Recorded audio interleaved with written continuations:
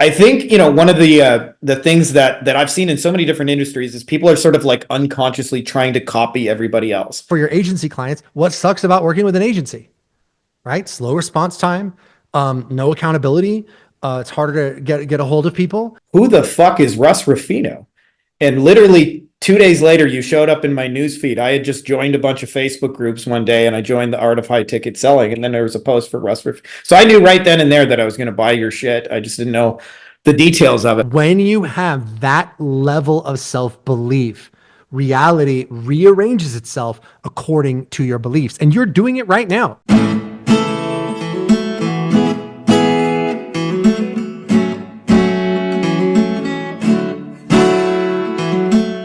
What is up, all my crazy, amazing, talented agency motherfuckers out there in the world? I have for you guys a legend and somebody who has been extremely personally influential to me. Russ over here is responsible for 3 of my children. Ilka and I met inside of his program. He's also the monster who got me to raise my prices back in 2016. I was that poor guy struggling to charge $1,000 and feeling like nobody on planet Earth had the money. This is the guy who gave me the kick in the ass to like 5x our pricing and get it. And he's also just a really cool dude that I think has some amazing insights that you guys are going to benefit from when it comes to growing this damn business and doing it in a way where you're not a slave to it, where you actually have some leverage built into this machine. Anyways, for those of you guys who don't know, this is Russ Ruffino, and he's a cool motherfucker. So thank you, Russ, for coming on here and doing this. You got it, man. My pleasure. So let's start with what I think will be the most useful for the greatest segment of our folks, which is you're the guy who kicked my ass on premium pricing. And I don't think I ever told you this, but in 2016, I was charging $1,000 for my starter package, and I was getting pushback on it. And you actually told me some very counterintuitive advice. You said, raise your prices. And what I now know in hindsight is that, like, in doing so, you attract a totally different tier of buyer looking for a different solution. But in my mind, I was getting so much pushback at $1,000 that I thought nobody on planet Earth would ever say yes to that. I wonder if you could give your thoughts on kind of like why premium pricing, why premium price offers. I know you probably said this 1,000 times, but now let's hear it 1,001 because this is going to be the most succinct version of it. Well, so like I started out doing low ticket, right? Which I think is probably where everybody starts. Yeah. And, we would do these launches back in the day where we would sell something for anywhere from $7 to like $97. And, we would sell thousands of copies of whatever it was. And people were happy and refunds were low. And the feedback we got from these, ebooks or video courses or, whatever we were selling, the feedback was always good. But then I would check in with people and I'd be like, hey, Frankie, man, what'd you think of that video course you bought? And they'd be like, whoa, yeah, dude, it was great. Okay, cool, man. Did you put it into practice? Did you get any results? Oh, well, I bought some other products last week and some other products the week before. So I'll get around to it at some point. And so I realized like I was selling these courses and programs and people were buying them and they were happy, but like nobody was taking action and nobody was getting the result. And it's like, maybe that shouldn't have bothered me, but it did. And I thought to myself, okay, well, look, what if I just flip this model around on its head? Where instead of trying to sell thousands of copies of something at $27 or whatever, I charged $5,000 or $8,000 or $10,000 to work with me and only worked with a handful of people every month. Well, what would happen then? And my guess was they'd probably show up, they'd be committed, they would do the work. I could give them a real VIP experience because I've only got a handful of people to work with now. And I bet that overall they would actually get the result and it would be amazing. And so that was kind of like my hypothesis. So I tested it and it worked. And when we raised our prices and got our funnel dialed in, that was my first $200,000 month. And all of those like little, prophecies about what I thought was going to happen, they all came true. Everybody they were the coolest people you could ever meet. They did the work, they got the result. And it was just a far more rewarding experience across the board. Yeah. And I can actually confirm this. And I got a funny little story about that because when you actually told me to raise my price to 5,000, I was in that phase a lot of people go through where you're learning the ropes on sales calls and you're still like hearing no and you're not quite sure what you don't know. And I kept hearing no at this lower price. And then in the middle of COD, I, 5X my price. And I actually remember there was a lawyer named Tim, and he said, okay, let's do it. And I actually remember being so shocked that he said yes that I actually didn't know what to do. I was like, okay, like how do we, where do we actually go from here? And so you guys had said like, hey, Stripe is a better solution than PayPal. And I'd never been a Stripe user back in 2016. So I switched over to Stripe and I entered his credit card details and it gave me some error. And back in those days when you had a new Stripe account, they had like a sandbox or a test mode. And so I emailed their support like, hey, what's going on? They didn't have like live chat support. So it took a day and a half. And I actually lost my first $5,000 client. But you better believe the next time around, I knew exactly what to do. And I looked like I had done it a million times. But there was something really magical about that because you shattered my mindset in what was possible. I literally like legitimately didn't believe anyone would ever say yes. So when the dude said yes, I was like, "Excuse me, like what?" And it showed it was all possible. And one of the things you said that for me was a big realization that took really a lot of years to really integrate. But you said people are not buying their way into your solution, and they're buying their way out of their problem. And we got a lot of agency folks in this audience who are listening to this right now who know what their solution is. They do SEO, they do pay per click, they run ads for people, they do build websites, they build funnels, they write copy, they do all those kinds of things. But the vast majority of them can't tell me what problems they're solving. I wonder if you could just elaborate on that kind of they're buying their way out of people's problems and not into your solution. So the wrong way to talk about what you do is to talk about like where you got, if you're a coach, let's say where you got certified or your unique, like whiz bang, amazing, wonderful, process and like where you got certified or, whatever, because your audience doesn't care about that at all. The only thing they care about is, can you help me solve this problem that I'm dealing with right now? And so the mistake that coaches and agencies make is they spend too much time talking about their solution and not enough time talking about the problem as their audience is experiencing it. So, at Clients on Demand, man, what we do is difficult to say the least, because most of the people that we work with, they're legit experts, but they don't necessarily have a ton of testimonials and case studies. They don't necessarily have a bunch of letters after their name. Most of the time they're launching some sort of brand new program that's their new high ticket program. So the question is, how do we establish our client's authority when we don't have any of those things? And the way that you establish your authority is to describe your audience's problems better than they can.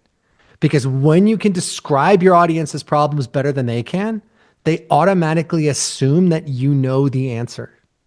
So for our clients that have a marriage offer, we run copy like this. Does this sound like you? Do you wake up every morning 12 inches away from this person that's supposed to be the love of your life, but you feel like there's a huge gap between you and it's getting wider every day and you have no idea how to stop it? If it's like for husbands, we might say something like, does this sound like you? Do you walk past your wife's cell phone every day and find yourself reaching to check it out and go through it, but you're terrified of what you might find out if you did? So you're speaking to them about the problem that they have as they experience it every single day.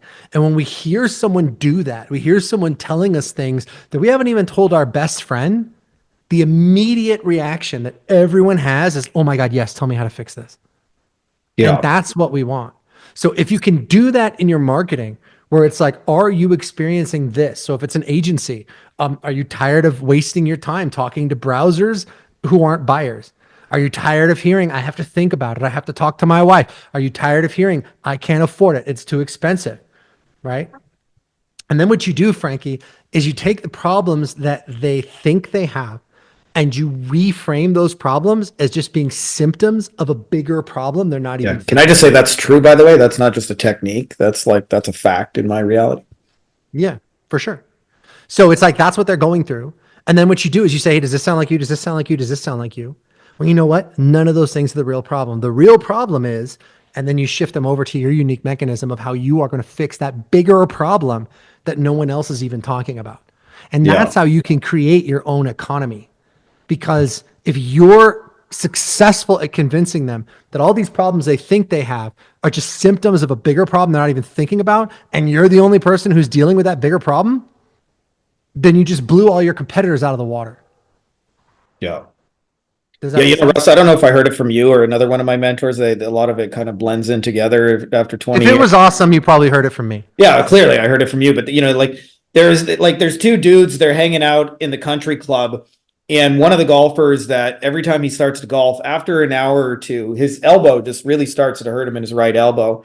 And the other guy looks at him and says, "Hey, you ever noticed that when you're on the back nine, your right elbow starts hurting?"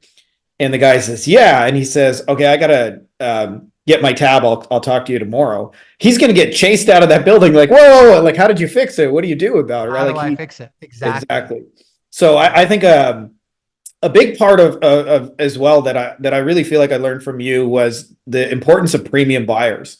And we kind of like touched on this a little bit, but I wonder if you could go a little bit deeper on why, because I think there's a lot of benefits, including, for one, your marketing math starts working when you have a premium solution. Like, you can better afford to advertise them. You end up with more committed people, and you stop having to try and convince them to want their own business because they already do. And the other side effect is, like, you can do a lot more with less, and also, like, they tend to be like busier people who, for lack of a nicer way of saying it, leave you the fuck alone. So I wonder if you could share your whole experience, because you oh, I think you're muted or something right now, No, Russ. go ahead. I'm good. Oh, you're No, muted. I was just telling my kids to be quiet.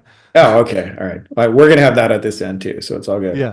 This is real life, just so you guys know. We both got kids. Yeah. So if a toddler screaming comes in, that's part of the It's show. like Lord of the Flies over here, dude. Like one of my kids, I think one of my kids is, three of my kids are sacrificing the fourth kid. I don't know what's going on down there, but it's super loud. So sorry. So let's talk for a minute, just a little bit premium buyers, because, like, I mentioned there's a lot of auxiliary benefits of working with the top people instead of the most desperate. Yeah. So there's this misconception that if someone's going to invest $5 or $8 or $10,000 in a program, that they have to be exceptionally wealthy. So it's like, oh, sometimes we'll have people who are an agency, right? And they'll come in the program, and they will, they'll want to charge $5K a month, $10K a month, whatever it is. And so they'll say to themselves, well, we have to work with companies that are already doing $10 million a year. Otherwise, nobody would pay that much. And what we found over the years, man, is that that's just not true. So the key to selling a high ticket offer is to connect it to the outcome that you deliver. So what is that outcome that they're paying for? Like we just talked about, what's that problem they want to solve, or what's that outcome that they're trying to get into? And like, what is that worth? Like my client, Dr. Becky, she helps dyslexic kids learn to read. She's amazing. She's got, PhD neuroscience, all this stuff. She's incredible. But it's like, if I'm a parent and my kid's dyslexic and they're reading in the bottom 10% of my class, of their class, and you can get them to the top 10%, what is that worth? Right? Like, I'm going to move heaven and earth to make that happen, because they're going to spend $5,000 on something. Maybe that's a couple TVs, maybe it's a vacation, maybe it's whatever. Yeah. None of those things are going to change their life. What's going to change their life is solving this problem for their child. So it's not so much about there being this sort of class of people that are premium buyers that are just kind of like breathing this like rarefied air. It's about, do they know what they're buying? What's the outcome of what you're offering? And what's it worth to them to have that outcome? And then when they invest with you at those premium prices, whether they're rich or not, they're going to show up coachable, decisive, and resourceful, because now they know why they're there. Yeah. Does that make sense? Yeah. Yeah. I actually just had a post about this the other day. I said, imagine you as an agency were hiring like somebody to run your books. Most of you guys are selling services that sound like, hey, we'll do your books for $500 a month. Would you rather hire somebody who does that, or somebody who says, hey, if you're an agency doing $250,000 a year or more, we figured out how to save you 50 grand in taxes, and all you got to do is sign up for this $500 a month bookkeeping? We're still talking about the same service, but the one where it's an outcome based thing, you're 1,000 times more likely to buy, to want it, to also like jump through hoops, like as you said, to be resourceful and to be actually a good client, because you're not just footing a monthly bill just because. You're actually like working towards something with a reason and a purpose. Something I wanted to touch on that you said, that has, by the way, given me permission personally to just be like 1,000 times more myself than I used to be over like a decade ago. But you said you can take any topic, doesn't matter what it is, and conventional wisdom is wrong. And it has to be, otherwise, like more people would be getting results. I think, one of the things that I've seen in so many different industries is people are sort of like unconsciously trying to copy everybody else. And you're more of like hey, if we're radically different, let's be radically different on purpose, not just like randomly that we're saying that what everybody else is doing is very surface level. Wonder if you could elaborate on that. So whole conventional wisdom is wrong and it has to be, because I feel like I don't know. I felt like I was probably just trying to copy people, and I think a lot of other folks are doing something similar. And the minute you go, yeah, like everybody's fucking crazy and nobody's getting the results they want. Why don't I just do something different? That's totally different. Like it gives you way more permission to create your own thing and just totally be okay with it. Anyways, I'm giving you the floor, my man. Yeah, conventional wisdom is a recipe for conventional results. And in most human endeavors, the conventional result is failure. How many people who make that New Year's resolution to finally go to the gym and get those washboard abs actually end up doing it? Yeah, right? Like totally. How many people who want an amazing marriage actually have one? How many people who want to build a $10 million company actually do it? Right? So the conventional wisdom about how to do those things, it must be flawed. It must be. And here's the thing, if it's not flawed, that means that we've figured that problem out forever. And I can't think of a single human problem that we've just figured out forever. Yeah. Right? There's always going to be some sort of improvement. There's always going to be some better, faster, more efficient way to get that outcome, especially when you're talking about the real human stuff, which most of the coaches that we work with, that's sort of the realm that they're in, right? So like no one's got the last word on how to make a marriage work. No one's got the last word on how to get into amazing shape. So you start out by assuming that the conventional wisdom, whatever it might be, is wrong in some way. And then you look at, well, how is it wrong? How can we do things better? So some really good questions to ask is you look at like someone's fitness routine and you just say, what sucks about this, right? What sucks about this? What's making this either ineffective or too slow or too much of a pain in the ass? What's making it so that people aren't going to follow through on it, right? And then what can you do to sort of build a better mousetrap? What can you do to build a better way? Right. Yeah. So for your agency clients, what sucks about working with an agency, right? Slow response time, no accountability. It's harder to get a hold of people. There's the whole like revolving agency thing where you sign people up into a minimum 6-month contract and then they drop out at 6 months and then you got to replace them with someone else. Like if you really take a step back and ask yourself, A, what sucks about this? And B, what is everyone else around me assuming? And what would happen if I assumed the opposite? Right? So now driving traffic into a VSL or a webinar and into a high ticket offer on the phone, that's like ubiquitous. But brother, you got to understand, when I first did this, people thought that was nuts. Yeah. Nuts. Yeah. I even had people tell me, wait a minute, you're going to send people from a Facebook ad into a webinar? Why would they sign up for a webinar? They don't even know you. That's like asking them to marry you on the first date. Right. And I'm just like, okay. And then other people were saying, no, you can't sell a high ticket offer right out of the gate. You got to have this value ladder where you sell them a $7 thing and a $27 thing and then work your way up, right? And that was the conventional wisdom. And I thought to myself, okay, well, maybe that's true. People I really respect are saying that that's true. But what if it's not true? Yeah. Let me test it and let me find out. So it's like, and if you've ever done martial arts, there's like a huge, corollary here, right? Where you've got these people that studied some, Chinese martial art, Korean martial art, Japanese martial art, whatever it is, and never have been in a fight, but their master taught them certain things and they learned it from their master and they learned it from their master and so on and so on and so on. And they had a really clear picture of the right way to do things. Well, I remember back in 1991, whenever it was, I watched the first UFC on pay-per-view. And a lot of that stuff went right out the window because a lot of the stuff that people thought was going to work did not work. And the stuff that people had never heard of, like I just say there was a dude from my hometown in that first UFC. Yeah. Nice. but like it destroyed the conventional wisdom, destroyed it. And now every martial art understands that you must have a ground game. You can do boxing, you can do judo, you can do Thai boxing, you can do whatever you want to do. But if you don't know how to fight on the ground, you have a problem. Yeah. And so you just always assume that because people are the way that they are, that the conventional wisdom is wrong in some way. And if you can pinpoint exactly how it's wrong, then you can come up with a better way to do things. Yeah. Amen to that. So I want to ask you something a little bit different here because we were kind of talking a little bit off air, and you got 4 kids, I got 3. We haven't had good sleep collectively in forever. And you mentioned that you don't necessarily wake up as Mr. Sunshine. And I'll tell you, neither do I. I don't know if you guys see me as this positive, motivated guy, but that's not how the system turns on and powers up. Like, I've never been a morning guy. I would love to hear about like your morning routine and balancing that.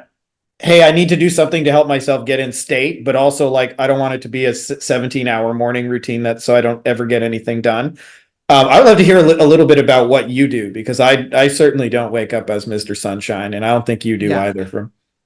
So you wake up, you do 5,000 jumping jacks, then you run 20 miles, then you meditate for 3.5 hours, then you hit yourself over the head with some sage. No, dude. I keep it pretty simple. I have my morning thing, and then I have my afternoon thing. All right.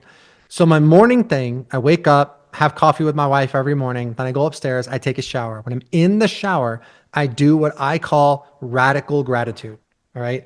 So the difference between now just doing normal gratitude, like just taking 5-10 minutes to reflect on the things that you're grateful for, that will change your life. It will change your physiology. It will change your health. And there have been so many scientific studies that have been done on that all you have to do is Google it and you'll just see it's like a ton of stuff, right?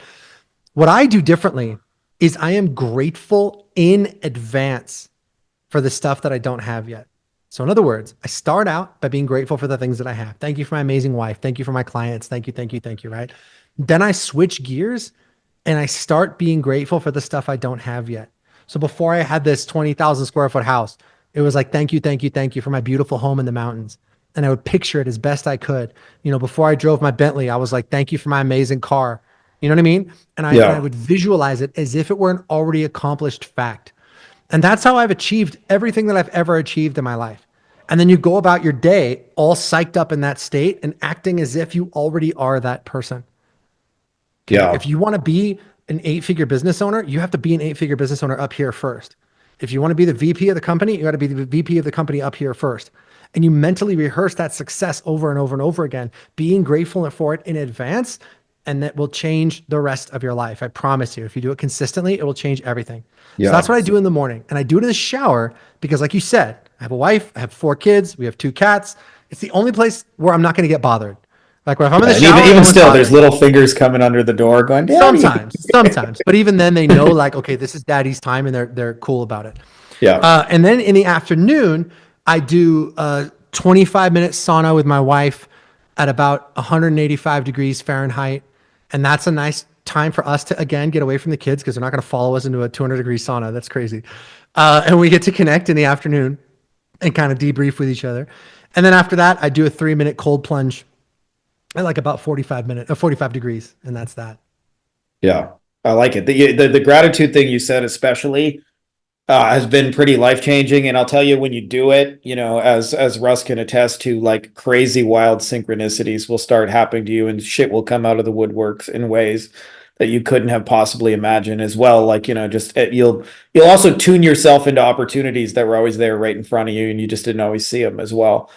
Actually, which kind of leads me into a little bit of a funny story. I never actually told you how I found you, but I went through a pretty radical transformation around 2012, about 4 years where I met you, where I drank some ayahuasca on my own, which led me to like 1,000 synchronicities later, led me to go drink in the jungle. And I had a real full-blown mystical experience. And I definitely have like a point of my life, like before ayahuasca, after ayahuasca kind of thing, where those are like 2 radically different points. And so I started getting into like doing like kind of like mini ceremonies and stuff on my own. And I was doing this and I think I was on some edible at the time. So I was tripping balls, for lack of a better term. And I was very, very far out there in the cosmos. And I was asking all these like, you know, visionary things of creation I was seeing in my mind. And I said, I feel like I've gone as far as I can go in this business and I don't know what else to do to hit the next level. And the being came to me and said, you need a mentor. And I said, who? And they said, Russ Ruffino. And my very next question was, who the fuck is Russ Ruffino? And literally 2 days later, you showed up in my newsfeed. I had just joined a bunch of Facebook groups one day, and I joined the Art of High Ticket Selling, and then there was a post for Russ. So I knew right then and there that I was going to buy your shit. I just didn't know the details of it, but I never actually told you the ins and outs of that. Wow.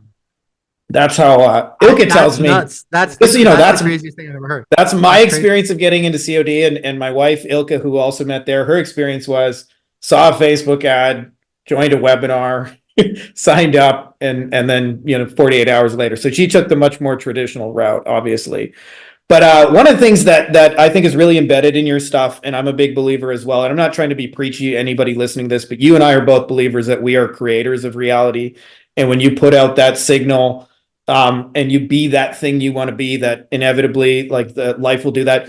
You had a really awesome analogy back in the day called combing the mirror, where you said, like, most people are trying to change their business by changing the external circumstances, and they're essentially like, they notice their hair is off in the mirror and they try and comb the mirror. And you mentioned that the first place to look when your business is off is inside of you, and see it the way you want to see it in your mind's eye, and then begin to kind of express yourself from there. I wonder if you could talk a little bit more about that, because I feel like that's a piece that's really missing in our space. Like, I feel like a lot of the conventional wisdom kind of actually makes you chase external things that can never fulfill you, instead of being the thing and actually, like, enjoying the journey. I think that's because there are very successful people that are doing this on a subconscious level and they don't realize that they're doing it. Yeah. Right? What you experience as your life is just a reflection of what you think and feel and believe. That's it. I mean, it isn't any more complicated than that. And there is no external power whatsoever. So if you believe that in order to be successful, you have to grind, that's exactly what's going to happen to you. Yeah. Right? If you believe that X group of people are schmucks, that's exactly what you're going to experience in your life. So what that means is that if you look at your external reality and you don't like what you see, the place to start is here inside of you. It's not by trying to change what's out there in the world. You can't change the world, but you can change yourself. Yeah. And so if you look at these guys like, try to hear this not in a political way, but think about who they were before they got into politics, right? Like Trump, like Elon Musk, like Jeff Bezos, like these super successful people. The one thing that super successful people and billionaires have in common, in my experience, is a delusional level of self-belief. Yeah. It's just delusional.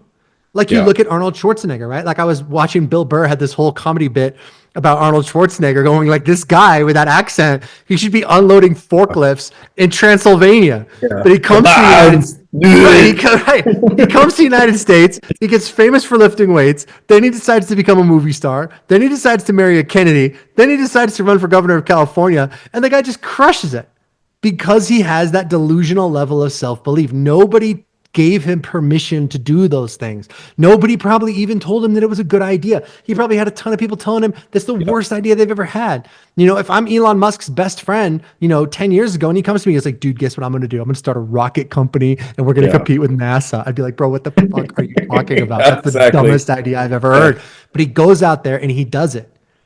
When you have that level of self-belief, reality rearranges itself according to your beliefs. And you're doing it right now. You're doing it right now. You can't stop creating. You can't stop creating. If your life sucks, it's because you're creating a life that sucks. So stop. And I know because I've done it both ways. Yeah. Right? When you knew me, I was crushing it. I was in the zone. I was firing on all cylinders. On May 5th, 2021, my dad died. He got diagnosed with cancer on April 13th. Healthiest guy you've ever met. More energy than I have, tons of energy, gets diagnosed with cancer on April 13th. He dies on May 5th. Frankie, when that happened, it completely destroyed my faith. I would sit down and I was so filled with like anger and sadness and like rage, like impotent rage. Because what can you do? Yeah. Right? You can't do anything. Yeah. And I would sit down and I would try to do my gratitude, man. And it was like, it just wasn't there. It was like if your whole life, like you were this incredible singer And then one day you opened your mouth and it just like, blah, like Yeah. you couldn't do it. It's like, for me, my superpower is being able to go into the future and be grateful for it in advance. And I would sit down in the shower to do my gratitude work, and it was like, it just wasn't there. And so what happened? Everything in my life got really hard. I had people try to sue me. I had, you know, people leave, my highest level mastermind and try to steal all my content and pass it off as theirs. I had people leave the company and try to poach a bunch of clients. Like, it's just like everything went from just being in the zone where everything was just flowing to like now everything was like pulling teeth. And it wasn't until I literally like was able to process all that shit and get back into the groove that now everything is like coming back together again. So I can tell you from experience, like what you are thinking and feeling and believing is going to be your reality all of the time. Yeah. But what that means, and the reason we don't like that is because it takes away our excuses.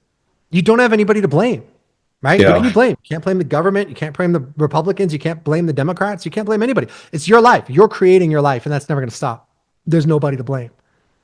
But the flip side of that coin is if it all starts with you, then you have the power to create what you want. And if you don't believe this, then you believe that you're at the mercy of all these outside circumstances, and that's not going to get you anywhere. Well, it'll get you somewhere. You probably won't like where it brings you, though. Right. um, I'll tell you just on that, one of the big shifts that you helped me to make, I hadn't realized a pattern that was inside of me for like 10 years in the game of entrepreneurship and business, where I always believed that happiness would be when I achieved the goal. And when I started out, they were really modest. I remember the initial goal was if I could just make 5 or 10,000 a month and I didn't need a boss and I could work for myself. I didn't care if I had to work 80 hours for myself, as long as like a boss couldn't tell me what to do. And I remember I hit it and I think I was happy for about like 10 minutes. And then I went right back to being miserable and going like, if I get to 20K, that's when I'll really be happy. And the numbers obviously got bigger over time. And I would go through an experience where I would spend 99.9% of the journey miserable and 0.1% of it going, yeah, I accomplished something. And you started to really shift my focus from the what I would call I'll be happy when to the being grateful for it now. And it's way more fucking fun. I'll tell you that. Like you're way more in flow. And I'm not saying it's always easy to do because sometimes I'm like being real with you guys. It's work to get into those states. Like it's real internal. Like often I think of an example where a beginning when I first kept a gratitude journal, like just writing down one thing was hard. Like, I don't know, Yep. everything sucks right now. Like, what's to be grateful? Like, my bank account sucks, my life sucks, my business sucks, my client sucks. And it was work to find one thing. And I actually remember recently we had a problem with our second car, our beach car, and Ilka was kind of like upset with it. And I had like literally just finished gratitude journaling, and I was like, "Oh, shit's awesome." And she was like, "No, it's like a broken car. It's terrible. It's miserable." And she's like, "Why are things good?" And I was like, "Oh." I told her, well, like, we live in a 5 bedroom, 5 bathroom giant castle in paradise. We got a team of servants. We got a food full of fridge. We got a whole other car that still works. We got people who help us. We got money in the bank. We got clients. We get to help people. We get to make an impact. Like it does get worse from here. I got a comfy bed. I got a super comfy chair. We got a swimming pool. We can go out whenever we want. We have a totally open schedule. Like, yeah, I agree with you. The car sucks. But anyways, the point of this rant is I would love your thoughts on that whole thing, which I think afflicts a huge percentage of entrepreneurs that are very forward facing, called I will be happy when. And it has all kinds of different forms. But like just making yourself miserable on the journey and thinking the goal is the happiness instead of like you can actually have the feelings of success now and it will express itself on the outside. Yeah. Like, it's difficult to be happy when you are in immediate financial distress. So I don't want anybody to think that like, man, I got $5 in the bank. Like I'm saying like, no, dude, just buck up, camper. Everything's gonna be great. But what I am saying is that I lost years of my life doing exactly what you're talking about, where you don't just set goals, but you make a promise to yourself not to be happy until you achieve that goal. And that's no way to live. I did this in my 20s, man, when I wanted to make it as an actor, right? So I went to a high school for performing arts. I went to UCLA School of Theater. The whole time I was in Los Angeles, I was studying in some of the best studios in town. And I was in LA for 10 years trying to make it, man. It's like the whole time I just wasn't there. I just wasn't there because I was so focused on what I didn't have. And it's like, this is your life. There's nothing that is going to happen in the future that is going to make your life perfect and amazing. Yeah. All you ever have is this moment right now. And so one of the fastest ways to freedom is just to think of yourself as momentary. Think of yourself without having a past, without having a future. You were just dropped into this moment right now. Like the video game just started and you're playing the game. Oh, I'm Frankie. Yeah. Like, and it just started and you don't know where it's going. You don't care. And you don't know where you were and you don't care. Because you are not going to be happy at some point in the future. It's impossible for you to be happy at some point in the future. You can only ever be happy now. Even when you arrive at that point in the future, it's still not here now. Like you are right here now, and now is all you've got.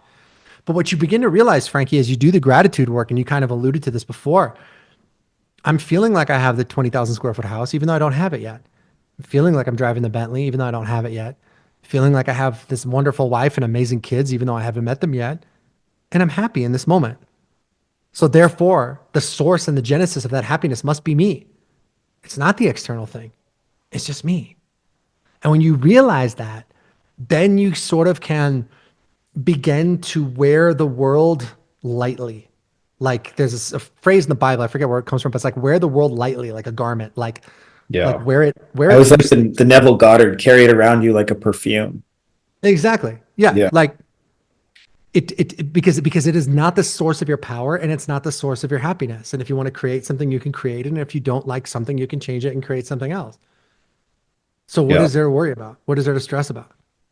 Right? You either believe this or you don't. And if you believe it, you need to be a soldier and you need to disregard the disempowering. So every day you're doing your gratitude, you're doing your visualization, right? And then stuff's going to come up to challenge what you visualized. And this happens all the time. Like yesterday, I had so much stuff to do. Oh, dude, I'm going to attack this week. I got a massage Sunday night. I was like, dude, I'm going to get a good night's sleep. I'm going to crush it. I wake up Monday morning. I have the most horrendous case of food poisoning ever. And not just food poisoning from the Thai restaurant by my house, which like having food poisoning on Thai food is like the worst. Just the worst thing. Somebody who visited Thailand can confirm the real shit, Yeah, especially. horrendous. Just Yeah. horrendous. So I can sit there and I can be like, look, oh, my day's ruined and now I'm not going to get this done. I'm not going to get that done. But like, who cares? You know what I mean? I'll take a day, I'll recover, and now I'm fine. And I'm catching back up. Um, the main thing is to understand that you have the power and that when you give power to externals, you're creating a false God in your mind. If you Yeah. believe that your business can't be successful when Mercury's in retrograde, that's exactly what's going to happen. I talked to a feng shui guy once who was like, hey, you got to point your desk this way at certain times of the month, and then you got to point your desk the other way at certain times of the month. I did it for a minute, and I was like, why am I doing this? Like, Yeah. this is ridiculous. Like, I either create my own luck or I don't, Yeah. right? And I refuse to believe that God is going to come into my life in a more powerful way when my desk is facing south or when my desk is facing southwest. Right. It's ridiculous. Right? That's ridiculous. Yeah. So it's understanding that you always have the power to change what you are experiencing and holding fast to that. And that's where faith comes in. To believe that you're bigger than outside circumstances. I mean, my God, dude, like, say what you want about Trump, but the guy literally almost got his head blown off. Like if he hadn't gone, oh, hey, check the slides out, he literally would have had his head blown off. He turned and the bullet went right by him. Right? Now, you can say what you want. That is the power of that man's faith, right? For better, for worse, for right or for wrong, that guy believes that he is divinely destined to be president, and that is exactly what is happening for him. Yeah. You know what I mean? Like, even to the point where they tried to kill him several times and couldn't do it. Yeah. You had mentioned as well that I think the kind of sort of practical day-to-day version of that is, and this is another one of those things where I agree with you and disagree very much with conventional wisdom when it comes to the idea of goal setting. So people say, I grew up with Brian Tracy saying, write out your goals and, make a big list of them. And I'm going to make $1 million. And then you work towards that and figure out what action steps. Russ Ruffino says, be the goal rather than work towards it. Be the millionaire you and make decisions as millionaire you. And be delusional about that in the sense of like, I believe it. It's irrelevant what anything outside of me believes. And continue to execute on it with faith, and inevitably reality will mirror that. I wonder if you could talk a little bit about that whole philosophy of be the goal, because I feel like too many people, especially like, where I see it a lot in my world is with paid ads. It's like, oh, we can't spend this much on paid ads. We can't do this. And people do it very timidly and then say, once I'm a millionaire, then I'll do this. And reality is you probably will never be a millionaire with that level of thinking. I was just talking to a gal the other day where her cost to acquire a client, a $9,000 client, was $1,000. Okay, she's spending $1,000 on ads to get a $9,000 client, and she was like refusing to scale her ad spend. And I was just like, "What are you doing? Like, you're playing a game right now where every time you hand Mark Zuckerberg $1, he hands you $9 back." Now, if I'm playing that game, my next question is, cool, how can we do this more often? Like, let's do this all day, right? But she was so in fear about it because her webinar or whatever wasn't converting at the exact percentage that she wanted it to be converting at. And I was just like, that's completely focusing on like the wrong thing. So I do believe in setting goals, but what I believe is that you have to embody that goal. You don't look at it as something that is far away. You don't look at it as something that maybe someday I'll achieve this. Right? You get into that space where you're grateful for it in advance, and then you go into your life believing it's already real. But what would you do if it were already real? Right? Because chances are you're settling for some shit that you would never settle for if you were that person. Yeah. Right? And this is where everybody got it wrong when people started doing like, law of attraction or manifesting or like whatever, right? Because any asshole can make a vision board, right? But what separates the men from the boys, the women from the girls, is, are you prepared to make the difficult decisions that need to be made? Like, are you prepared to live in that reality and discount every other possibility? Because that's hard. Because I'll tell you, once you start setting that intention, what's going to happen is you're going to get some temptation. Something's going to be dangled in front of you that isn't quite what you asked for and isn't quite as good at what you asked for, but it's a safe choice. And the temptation to take that safe choice will be overwhelming. So like perfect example is when Sylvester Stallone wrote Rocky. He wrote Rocky. He knew he had a hit script on his hand, but he insisted on playing Rocky himself. If I remember correctly, they offered him he was homeless. He had to sell his dog. And they offered him like $700,000 for that script. And he said no. Can you imagine what would happen if he had said yes? You'd have no idea who he was. Yeah. Right? And by the way, it takes some serious level of faith and self-belief when they say no, you're homeless and someone's going to hand you like a multi-$100,000 check, and like, you're sleeping on the streets, not eating, and he sold his dog. Like it takes some severe, intense faith to believe, no, what I want is already here. And this is a lesser version of it for sure. But I actually had a little story on that. Behind me, a lot of people have asked. This is this asshole's vision board right here. Oh, cool. And but like you, for me, it's a reminder to get back in the state and work at it. And also, there's daily choices and decisions and actions that go into it. It's not purely just like, let's look at the picture of a Ferrari and hope someone will park it on the lawn with the keys in hand.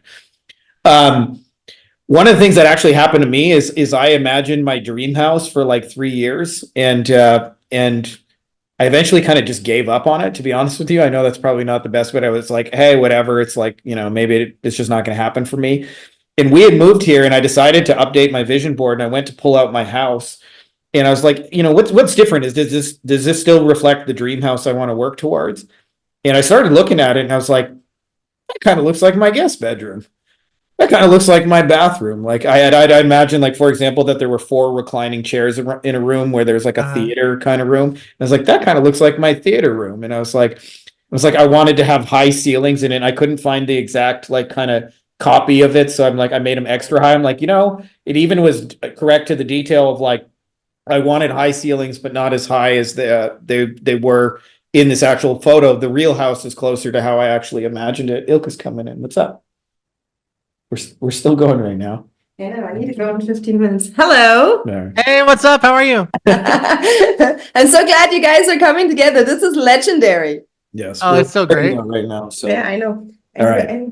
Frankie met the love of his life in my program. Results not typical. Yeah. So, just so you know, like, this is very not PG. but you call for those who don't know Russ's program, it's called Clients on Demand. But we used to, when Ilk and I were having a lot of crazy sex before babies, we called it Cock on Demand. So we were like, Cock on. That's what I was going to call it, actually. That's what I was going to call it. I changed it. but anyways, back to the house story. So I looked at it and I realized, like, actually live in the house. Like, this is the house. And there were a couple of details that I was able to, like, modify a room to be that thing. Like, I wanted a room for my guitars and stuff like that. And I was like, holy shit, like I had given up on this like 2-3 years ago, and I actually live here. Like, how wild is that like I'm living in the house that I imagined in my head 3 years ago. I wonder, just before we go, if you could share one of whatever your craziest story or whatever comes to mind of something that has synchronistically just kind of showed up for you using your kind of like, law of attraction. But I don't even really like the law of attraction. I think you're just a guy who knows how to consciously create reality, which is closer to the truth. Yeah, I think so too. Well, like take this house, dude. Like we would come up to we would come up to the mountains because my wife's family had like a little cabin up here that was built in like the 20s. And every once in a while when we wanted to get out of LA, we would come up to the mountains, we would check it out, And we always thought to ourselves, like, how cool would it be to have a house up in the mountains, right? How cool would it be to have a house up in the mountains, right? So I put that in my manifestation. I put that in my gratitude work, right? And the house that we kind of had our eye on was this like 4,000 square foot house. It was a good size house. But and we had our realtor take us there, and we were looking at this house. It was beautiful. We really liked it. And, but it was the kind of house where like we had enough bedrooms for us and the kids, and then maybe for like one relative to come visit. And just on a whim, our realtor goes, "Hey, do you guys want me to show you this other house that just came on the market?" And I said, "Sure. But I think we're going to take this other house." And she goes, yeah. But let me just show you this one, right? So she takes us to this house. It's 20,000 square foot house, 9 bedrooms, 9 bathrooms, like insane, just insane. Guest house, like a castle, right? And I walk in the house and I get that feeling like, oh man, I think this is the house, right? And it was more than we wanted to spend. It was like out of our budget. But when you've been dreaming about something and you've been grateful for it in advance, and you get that feeling in your chest of like, this is the thing, you have to take it. You have to take it, because otherwise you're betraying everything that you just spent all this time visualizing, right? Yeah. So we ended up taking it, and like here we are. So when you're trying to, you're grateful in advance for something, there is a sense of detachment. Like you said a minute ago, man, you kind of forgot about it. Like that part's important, because when you do the gratitude work and you're visualizing, this is my car, and you're driving the car, blah, blah, blah, you pass through a point where you just sort of don't give a shit anymore, right? Just like when you get something in real life, like I have a Bentley in the garage. It's just my car. I don't even think about it, right? So when you're doing the gratitude, you're feasting on it. You're enjoying it. Oh, thank you for this amazing house. And then you pass through and you're like, oh, that's really cool, great. And you kind of just stop giving a shit. There's going to be something that comes into your life to tempt you away from that vision, like I talked about. It's going to be less than what you wanted. But if you don't take that, you will end up with something usually that is way better than what you wanted. I believe that God's will for your life is just beyond your wildest imagination. There's something that seems like a reasonable goal to you, maybe like a stretch goal. Oh man, it'd be so cool if I could get that thing. But what's really intended for you is far beyond that. And so if you can hold fast to that vision, that thing will come into your life, and then you can seize it and you'll know it when the time is right. Yeah. I'm glad we got a chance to talk about this, just because I feel like too many people, they share a lot of strategies that are combing the mirror, but not enough people talk about like, who do you actually need to be as an entrepreneur to, like, the operating system in order to make this real. And it's funny too, because I never really imagined I would have gotten so much mindset stuff from COD. I thought I was coming up just to sign up, like, show me your webinar strategy, and all right, I'll go. And by the way, which did work, by the way, we added like, I don't know, 10 to 50 grand a month consistently in new clients until you broke every fulfillment system I ever could create faster than I could build them. Thanks for that, by the way. But like there's something really, really powerful about that. But I was saying, the real, to me, where the real key pieces of really understanding, kind of all the stuff we've encapsulated. So I'm just going to do a little recap here before I give us a little sign off here, and you can share, folks, about COD. And I'm happy to share my experience with you guys as well. But, we mentioned all kinds of stuff: premium pricing, premium buyers, people buying their way out of their problem, conventional wisdom, morning routines, talking about creating your reality the way you want. I wonder if you have just any sort of final thoughts for anybody who's been sitting here listening to this, how to kind of turn it into action, and as well, how they can work with you if they want to take that next step. Yeah. So the main thing is just never give your power away. Never give your power away. Not to other people, not to the market, not to what the planets are doing, not to anything, not to your past, not to your future. You have the power to create the life that you want, period, end of story. And the reason we do so much of this mindset work at Clients on Demand is all I can do is shorten the learning curve. That's all I can do is I can show you, hey man, here's a strategy that works. We'll help you execute it. But at the end of the day, we have to get you believing in yourself. We have to get you believing in your offer. We have to get you believing in your own power and stepping into that power. And that's why we do so much mindset stuff. Nobody thinks their mindset is the problem until they start operating outside their comfort zone and they start to get scared. And then they go, oh God, can I have some mindset help? And it's like, yeah, we got you, buddy. So if you want to learn more about how we can work together, I'd love to talk to you about, how we could work together and what that looks like. So all you need to do is go to clientsondemand.com/talk. And we could talk about how you can take your expertise and turn it into a $5,000, $8,000, $10,000 program and how to sell it consistently. Yeah, and I would just add as one little sign off note for that. The more you guys invest in like high ticket stuff like Russ, obviously we got one too, but the more you'll be able to ask clients to do the same thing because you're willing to do it for yourself, and that stops being incongruent. I find you tend to attract the kind of client you are if you're willing to pay a lot and you're easygoing and you just want the result and you're happy to get there the shortest, easiest way, fastest, kind of most direct route possible. The more you'll attract clients that are like that as well and share those same values.